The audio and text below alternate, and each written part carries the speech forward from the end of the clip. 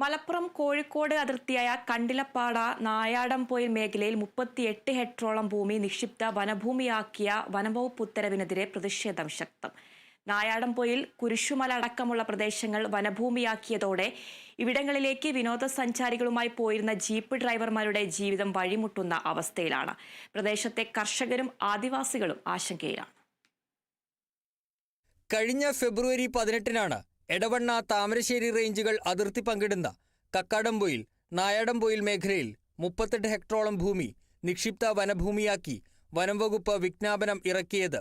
അകമ്പാടം വില്ലേജിൽ അൺസർവേയിൽപ്പെട്ട 35 ഹെക്ടറോളം ഭൂമിയും കോഴിക്കോട് ജില്ലയിലെ കൂടരഞ്ഞി വില്ലേജിലെ 2 ഹെക്ടറോളം സ്ഥലവും ഉൾപ്പെടെ 38 ഹെക്ടറിലേറെ സ്ഥലമാണ് നിക്ഷിപ്ത വനഭൂമിയായി മാറുക.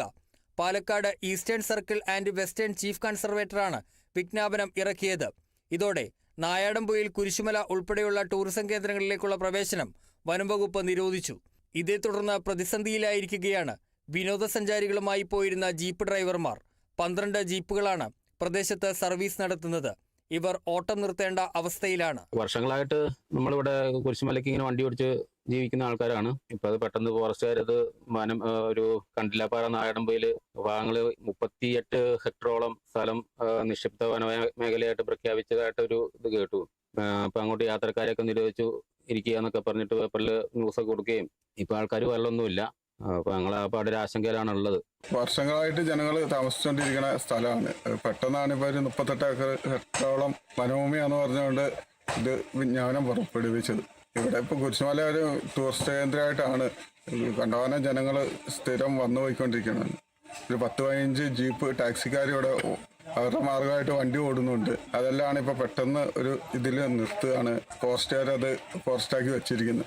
ദുഃഖവെള്ളിയാഴ്ചയിൽ ഉൾപ്പെടെ ക്രൈസ്തവ വിശ്വാസികൾ പരിഹാര പ്രദക്ഷിണം നടത്തുന്ന കുരിശുമലയിലേക്ക് ഇനി വനംവകുപ്പിന്റെ അനുമതി ഇല്ലാതെ കടക്കാൻ കഴിയില്ല. 1970കളുടെ തുടക്കം മുതൽ മലയോര കർഷകരും ആദിവാസികളും താമസിച്ചു വരുന്ന പ്രദേശത്തോട് ചേർന്ന ഭാഗമാണിത്. അതിനാൽ 38 ഹെക്ടറിലേറെ സ്ഥലം നിക്ഷിപ്ത വനഭൂമിയായി മാറിയതോടെ അവരും ആശങ്കയിലാണ്. വന്യമൃഗശല്യം രൂക്ഷമായ പ്രദേശം കൂടിയാണ് ഇത്. വനംവകുപ്പിന്റെ നടപടിക്കെതിരെ നാട്ടുകാർ പ്രതിഷേധവുമായി രംഗത്തെത്തിക്കഴിഞ്ഞു. സ്ഥലം MLA ഉൾപ്പെടെ വിഷയത്തിൽ ഇടപെടണമെന്നും ആരുടെയും ഭൂമി നഷ്ടപ്പെടാൻ ഇടയാക്കരുതെന്നും നാട്ടുകാർ ആവശ്യപ്പെടുന്നു. Kerala vision news, Malappuram.